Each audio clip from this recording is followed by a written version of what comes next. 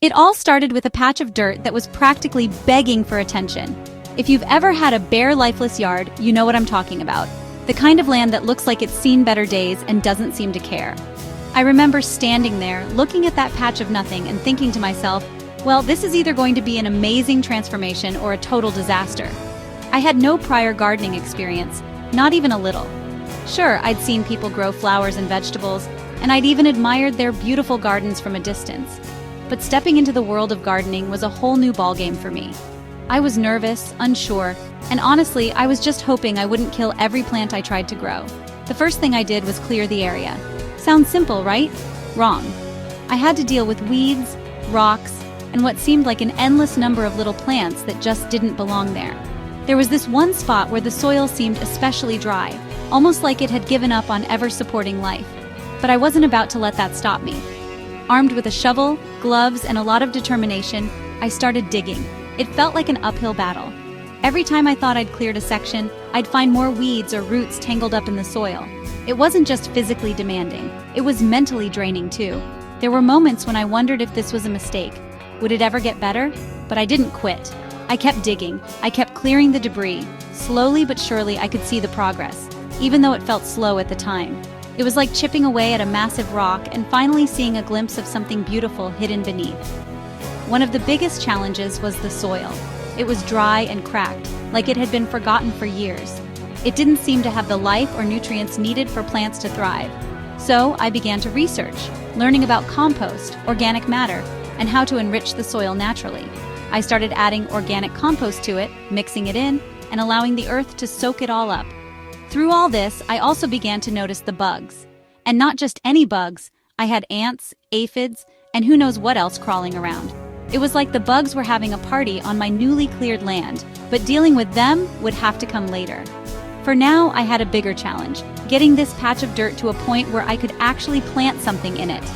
The journey had begun, but the real work was just starting. Now that I had tackled the weeds, cleared the land, and begun working on the soil, I thought things would start to fall into place. But then came the bugs. Oh, the bugs. I'm talking about those pesky critters that seem to show up at the most inconvenient times and eat away at your hard work. Honestly, I had no idea how many bugs could infest a garden. Ants, aphids, caterpillars, you name it. They were all there, partying in my garden. At first I was a bit overwhelmed. I remember seeing the aphids and thinking, that's it, my plants are doomed. They were everywhere, munching on the leaves, and I had no clue what to do. I had heard that there were natural ways to deal with pests, but I had no experience with any of it. I didn't want to go straight for pesticides, so I started looking into organic solutions. I came across a ton of ideas, from using neem oil to creating my own insecticidal soap with dish soap and water. I felt like I was in a science lab, mixing all these concoctions and hoping they would work. Some of these methods worked, at least temporarily. The aphids would start to disappear, and the plants would look a little healthier. But then, just as I thought I had won the battle, new pests would show up. I had caterpillars munching through my lettuce, slugs creeping in at night, and ants building their little highways across the garden. It was never ending. But then I realized something important. Pests are a natural part of gardening. That's when I started learning about the balance of nature in a garden. I had to figure out how to control the pests without disrupting the whole ecosystem. That's when I learned about beneficial insects, the good guys that prey on the pests. Ladybugs, for example, are like tiny soldiers, eating aphids by the hundreds. I also read that planting certain flowers like marigolds and lavender could attract these beneficial insects and keep the bad bugs at bay. I started paying more attention to the natural balance in my garden.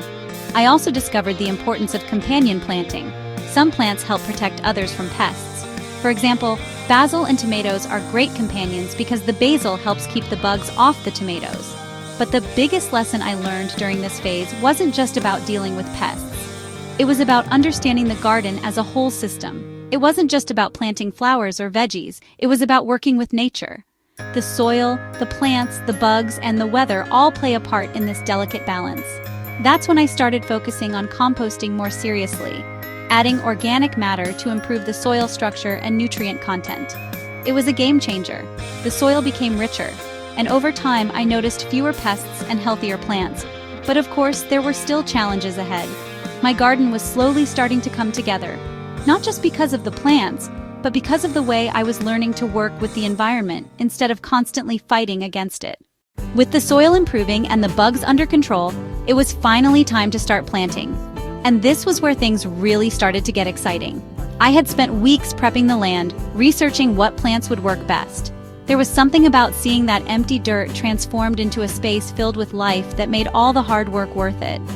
But let me tell you, it wasn't all smooth sailing from here. I didn't just randomly throw seeds in the ground and hope for the best. I was determined to be strategic. First, I took some time to map out my garden. I decided to plant a variety of things: flowers for color and beauty, vegetables for a little homegrown food, and herbs that I could use for cooking. I was excited about the possibilities. When I finally planted my first batch of seeds, I felt a rush of pride. I wasn't just planting seeds. I was planting the future of my garden. But not everything went according to plan. Some of the seeds didn't sprout, and others took longer than expected to show any signs of life. It was a frustrating wait, especially after I had worked so hard to create the perfect environment for them. I remember standing by the garden every day, hoping for a little sprout to appear. Some days I'd see tiny green shoots pushing through the soil, and other days I'd look at the same spot and see nothing. The wait was agonizing. But then, things started to change. After a few weeks, I noticed little sprouts breaking through the soil, tiny signs of life. My flowers began to bloom, my herbs started to grow. It was like magic. There's something incredibly rewarding about watching a plant go from a tiny seed to something that you can actually see, touch, and use. I began to realize that gardening wasn't just about the finished product, it was about the journey. Every day I was watching nature do its thing, and I was getting a front row seat to the show. One of the biggest surprises was how quickly some plants grew. My basil, for example, took off like a rocket. It wasn't long before I had enough to start picking leaves for cooking. I had no idea that it would grow so fast, and I was thrilled to have fresh basil at my fingertips. The tomatoes were another surprise. I planted them with little hope of success, but soon enough, tiny green tomatoes started appearing, and I could hardly believe it. I had actually grown something that I could eat. But it wasn't all sunshine and rainbows. I had my share of struggles too. Some plants didn't grow as expected. My carrots, for example, barely sprouted, and the ones that did were small and scrawny. I later learned that carrots need deep, loose soil, and I had planted them in a spot that didn't have the right conditions.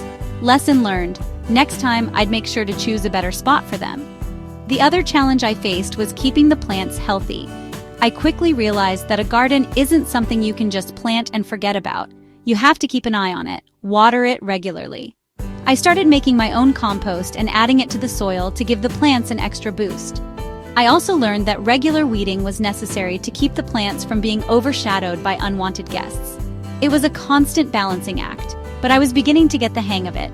By now, my garden was starting to take shape, and the excitement was building. I could see the potential for something amazing, but I also knew there were still challenges ahead. Growing a garden isn't a one-time event. It's a continuous process of learning, adapting, and growing along with the plants. After months of hard work, frustration, trial, and error, my garden had finally transformed into something I could be proud of. It wasn't perfect, but it was thriving. The flowers were blooming, the vegetables were growing strong, and the herbs smelled incredible whenever I walked by. What once was a patch of barren dirt was now a vibrant green oasis. Looking at my garden now, I couldn't help but feel a sense of accomplishment. The tomatoes that I thought were going to be a lost cause were now ripe, juicy, and ready to be harvested. The basil had flourished, and I had more than enough to use in all my favorite dishes. The flowers were bursting with color, attracting bees and butterflies, turning my space into a little sanctuary for nature. It felt like everything had come full circle, and all the struggle and uncertainty were now worth it. But there were still moments of surprise. Every day, I'd discover something new, whether it was an unexpected bloom or a fruit growing where I didn't expect it. For example, my zucchini plants, which had started off slowly and weren't giving me much hope, suddenly exploded in size. There were so many zucchinis, I didn't know what to do with them all. The herbs were a constant source of joy, and I found myself using them in just about everything, from soups to salads, even in my morning tea. The garden wasn't just producing, it was giving me a sense of joy every day, something I hadn't fully anticipated when I first started. The bugs, while still around, had become manageable. I'd learned which pests were harmful and how to keep them under control using natural methods. The beneficial insects like ladybugs and bees were now a regular part of my garden's ecosystem, helping to keep the pests at bay without disrupting the balance. I realized that this was one of the key lessons I'd learned along the way. It's not about getting rid of every bug or weed, but about creating a space where everything has a role to play. One of the most rewarding things about this journey wasn't just the physical transformation of the garden, but the personal growth I'd experienced along the way. Gardening had taught me so much about patience, persistence, and resilience. It wasn't easy. There were times when I doubted myself, when I wanted to give up, but I kept going and I kept learning. That's the thing about gardening. It teaches you that growth takes time, both for plants and for yourself. There's also a special kind of peace that comes with tending to your own space. Whether it was pulling weeds, trimming dead leaves, or just sitting back and watching the flowers sway in the breeze. There was a sense of calm and fulfillment I didn't expect. My garden had become more than just a hobby. It had become a sanctuary. It was a place where I could forget the stresses of everyday life and simply enjoy the beauty of nature. As I looked at my garden, I realized that the journey was far from over. There would always be new things to learn, new challenges to face, and new plants to grow, but that's what made it exciting. Gardening was a never-ending adventure, and with each season I could build on what I had learned and continue growing, both my garden and myself.